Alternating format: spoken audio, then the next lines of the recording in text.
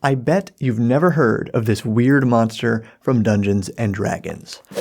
The natural form of this beast is a gray-green, lumpy cylinder, around 4 feet high and 2 feet average diameter. A short single leg trails from the main body and has a suction cup like that of a snail. 2 5-foot-long tentacles emerge from the top of the body, but there are no apparent eyes, ears, or other features. Indeed, the whole creature is a constantly changing mass of rubbery, dough-like substance, the same color as bileless human flesh. And check this out. At the beginning of each melee round, except the first, this creature changes its hit dice and armor class by 1 point each toward the values of its opponent, and at the same time gradually changing its shape to resemble its opponent's shape. Gross. Now, there's a small chance that you recognize that monster, but in that case, I'm almost certain you had forgotten about it, because Dungeons & Dragons as a whole forgot about this monster. It was first published in the 1981 Fiend Folio, among many D&D monsters that are still popular today. The Aarakocra, the Death Knight, Tabaxi, Ettercap, Kenku, Quaggoth, and many more, even the Gith, came from this book. You're welcome, Baldur's Gate 3. That large, fleshy nose of yours looks like a mistake. But unlike those beloved creatures, the monster I described was never published again.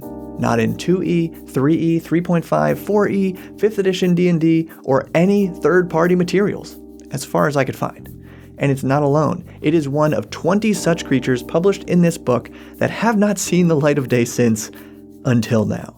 And I'm going to share these lost monsters with you, because I'm Bob. This is where we learn how to have more fun playing RPGs together, and since I want to end with the weirdest forgotten monsters, you're gonna have to wait to hear what the gray-green tentacled silly putty monster is all about. Yeah, we're gonna start with the most basic, boring one that had every right to be left in the dust, the clubneck.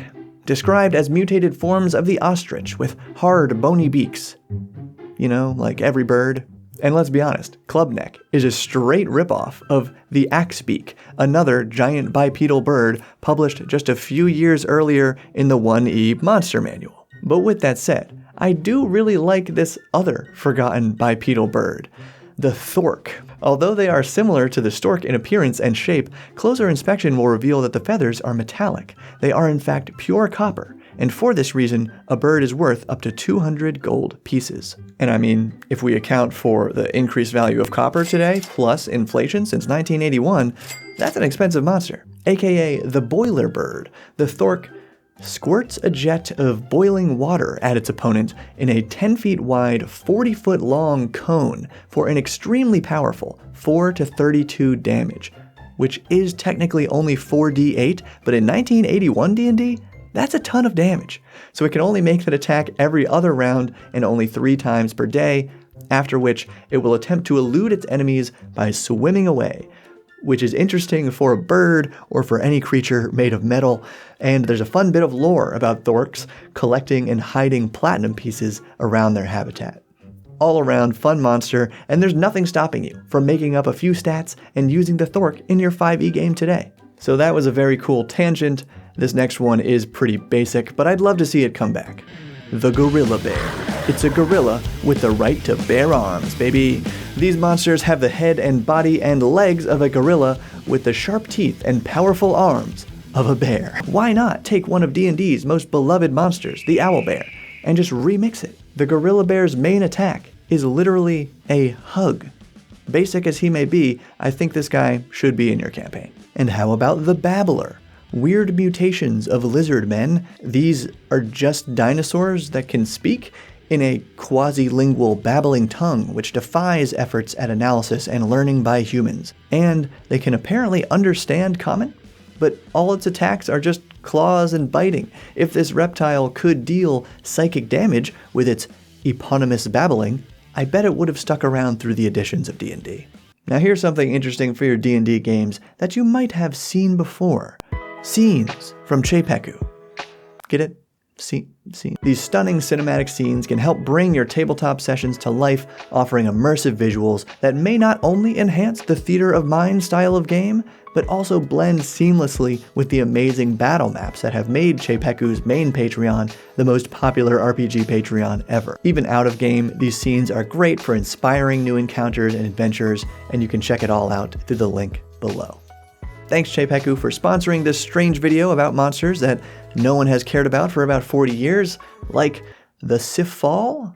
The name is acronymic of colonial insect-formed artificial life, an agglomeration of several swarms of insects, several 100,000 insects to each swarm, which come together to form a single amorphous creature about man-sized. So while the art is also human-shaped, this monster is supposed to be just a huge pile of bugs. The strangest part is the note that nuclear energy is what keeps the Sifal together, and much like D&D oozes, damage can cause these swarms to separate and fly away, but it's made clear that this creature does not fly. And I think having a flying ooze made of millions of bugs might have lived beyond this book. But I'm not surprised at all that this next one didn't make the cut or ever resurface in D&D 5e, Witherweed, a living plant creature usually found among ruined masonry, across doors or smothering a long-forgotten treasure chest in the underworld. Witherweed is dry and easily burned, but doing so creates a toxic smoke, and anyone inhaling the smoke must save against poison or die instantly. You heard it here, kids. Smoking kills. Instantly. Also on a hit with its leafy fronds, the target must make a dex save and lose 1d4 points from their dexterity score, or half on a success. So, save against death, draining ability scores, the Witherweed is truly an old-school D&D monster, not meant for modern D&D. But perhaps the Wither Stench, a bizarre relative of the skunk that is pretty much hairless and covered in tiny purple spots which constantly emit a powerful and nauseating odor, triggering a save against poison to avoid retching uncontrollably and leaving victims helpless and unable to defend against the creature's claw attack. Gross. And this next one is one that I probably should have mentioned sooner. The Nanafel? Not Nanafel? The creature displays a most unusual dissociative power which enables it to divide into 9 individual Black Panthers, and it attacks with this flail-like tail swung over its head in a manner similar to the tail attack of a wyvern. I had no idea wyverns were whipping their tails like that over their heads. And we got another cool cat. The Guardian Familiar takes the form of a small black cat set to guard the treasure of a high-level wizard. It will never leave its position on top of the treasure or chest, nor does it attack unless it is itself attacked or attempts are made to get the treasure. But get this, during its attack, the creature grows progressively larger, and each time it is slain up to the 9th time, of course, it is instantly reborn, stronger than before, just like old Ben Kenobi. You can't win. And the Doom Bat is just a giant bat, well, like almost just a giant bat. It has a wingspan of 25 feet and can pick up and carry off objects weighing up to 300 pounds, but the Doom Bat also has a long barbed tail, and what really makes this monster neat is that its echolocation shrieking can be weaponized to disrupt concentration within 100 feet for 2 to 5 rounds, making spell use impossible and all attacks at -1. No saving throw is permitted against these effects, so not exactly fun for spellcasters. I'd probably allow a saving throw against it, but any monster that forces your players to totally rethink their default strategy is a cool monster. And this bat is even more troublesome. The Eye Killer has a bat-like upper torso on the body of a large snake. Its eyes are disproportionately large and apparently lidless, and it behaves differently based on how much light your adventuring party is using. No light? Snake tail attacks only. Lanterns and torches? Death Stare. Basically a laser beam from the monster's eyes made by reflecting the character's own torchlight, and once per day, triggering a saving throw against instant death. But if you get your light source close enough to the Eye Killer, it will flee instead of using its Death Stare. Sounds like a really good monster for Shadow Dark RPG where nobody has dark vision and light sources are critical to survival. But speaking of instant death, let me introduce you to the tiger fly, an almost man-sized wasp with a human head and 4 arms. The human head thing just really gets me. But 2 of these arms are just like scimitars, serious Beedrill vibes from this guy. Honestly, a silly monster if it weren't for the fact that a female tigerfly will attempt to grasp a victim, sting and paralyze them, then lay eggs in the victim's body. Yeah, that's like horrible for a lot of reasons, and for your character, it gets worse because in 24 hours when those eggs hatch, the victim will die from massive internal hemorrhaging and the larvae burrow out of their body. So while we're on that exact subject, we can jump right to the griff, a bird with 4 to 8 legs, a razor-sharp beak, and whoa now, aerial combat maneuverability of Class B. Now, I have no idea what that means, but do look out because there's a 35% chance that female griffs will attempt to grapple a target, inject eggs into their bloodstream, and these eggs hatch in 1 to 3 days, killing the victim and releasing 1 to 4 baby griffs. Gross. Okay, this next one is just weird, but it's like comically weird. This greatly feared undead creature is a form of a wraith, but it is unusual as a member of the undead class in that it in no way resembles a human. It appears as a near-transparent rectangle with varying dimensions. This is the Sheet Phantom. Yeah, the worst ghost costume, but actually a monster, I guess. It drops from the ceiling to envelop and suffocate one target at a time, and victims who die are turned into, wait for it, sheet ghouls. But instead of having the ghoul's paralytic claws, this ghoul, possibly your dead character, can also attack by squirting a fine jet of corrosive acid from its nose. Come on, man, who thought of that one? But speaking of enveloping targets, let's not forget the Enveloper. And I quote, "The Enveloper is basically a mass of malleable flesh in the form of a cylinder 8 feet tall and 3 feet in circumference." Why use circumference instead of diameter? This guy will take on an approximate human form, check out that art, and try to punch you to death. Then if it succeeds, its first act is to fall on the body, which in one melee round is totally consumed. And my friends, worse than Ditto from Pokemon, or Kirby, the Enveloper gains its victim's abilities, spells, experience, knowledge, their voice, their alignment, everything. I think this is easily as cool, if not cooler than a doppelganger, and distinct enough that it should totally be brought back into D&D today. And I want the art to stay exactly the same. Very similarly, we have our green-gray, fleshy shape-changing cylinder from the beginning of the video, the iMorph, coming to an Apple store near you. But the details that I love about this monster are these.